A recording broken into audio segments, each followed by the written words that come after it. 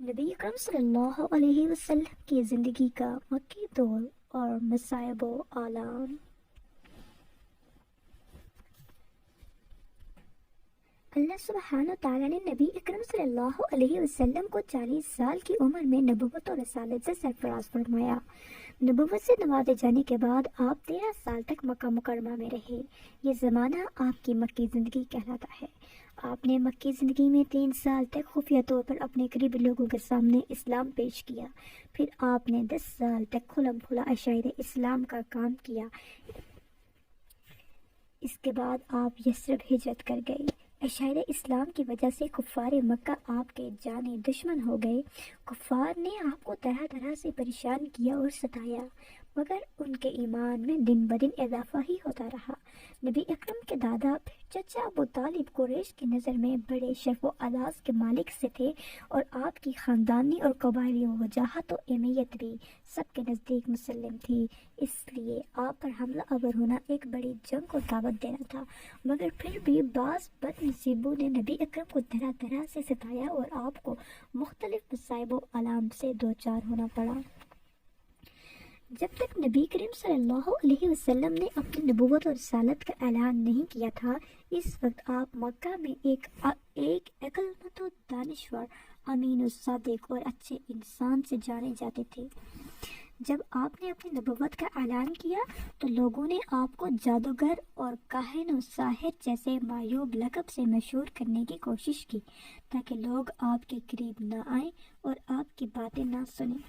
مگر اللہ نے جن کے دلوں کو ایمان کی روشنی سے منور کرنے کا فیصلہ کر لیا تھا، ان حضرات کو اس کا کوئی اثر نہیں ہوا، بلکہ تکلیف و مشقت برداشت کر کے آپ کے پاس تشریف لاتے تھے اور جلوہ انوار ربانی سے اپنے قلوب کو منور کر کے جاتے تھے۔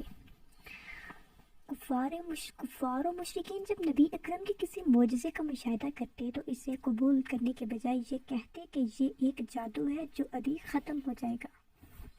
اللہ تعالیٰ کا ارشاد ہے، وَإِن يَرَوْا آيَةً يُعْرِضُوا وَيَقُولُوا سِحْرٌ مُسْتَمِرٌ۔ ترجمہ ہے، اگر کوئی معجزہ دیکھتے ہیں تو ٹال دیتے ہیں اور کہتے ہیں کہ یہ جادو ہے جو ابھی ختم ہوا جاتا ہے، یعنی یہ جادو کا اثر ہے جو دیر تک نہیں چلا کرتا، خود ہی گزر جائے گا اور ختم ہو جائے گا۔ ایک دوسری جگہ ارشاد خداوندی ہے، وَعَجِبُوا أَن جَاءَهُم مُنذِرٌ مِّنْهُمْ وَقَالَ الْكَافِرُونَ هَٰذَا سَاحِرٌ كَذَّابٌ۔ ترجمہ ہے، اور ان کفار نے اس بات پر تعجب کیا کہ ان کے پاس ان میں سے ہی، یعنی جو ان کی طرح بشر ہے، ایک پیغمبر ڈرانے والا آ گیا۔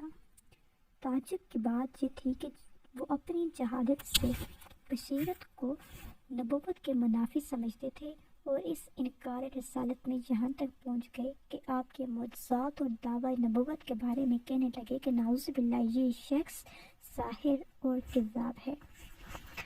حضرت ابو ذر غفاری رضی اللہ اپنے بھائی انیس کی زیارت مکہ اور اللہ کے رسول صلی اللہ علیہ وسلم سے ملاقات کی کہانی بیان کرتے ہوئے فرماتے ہیں کہ میں نے انیس سے پوچھا، تم نے مکہ میں کیا کیا؟ انہوں نے جواب دیا کہ میں نے مکہ میں ایک ایسے شخص محمد سے ملاقات کی جو تمہارے دین پر ہے۔ اسے اس بات کا یقین ہے کہ اللہ نے اسے رسول بنا کر بھیجا ہے۔ میں نے پوچھا، ان کے بارے میں لوگوں کا کیا خیال ہے؟ انہوں نے فرمایا کہ لوگ کہتے ہیں کہ وہ شاعر، کاہن اور ساحر ہے، جبکہ انیس خود ایک شاعر تھے۔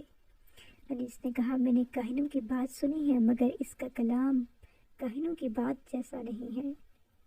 میں نے ان کے کلام کو شعر کے بحروں پر پرکھا تو وہ کسی کی زبان پر میرے بات نہیں جڑے گا، شعر کی طرح۔ خدا کی قسم وہ سچا ہے اور لوگ جھوٹے ہیں۔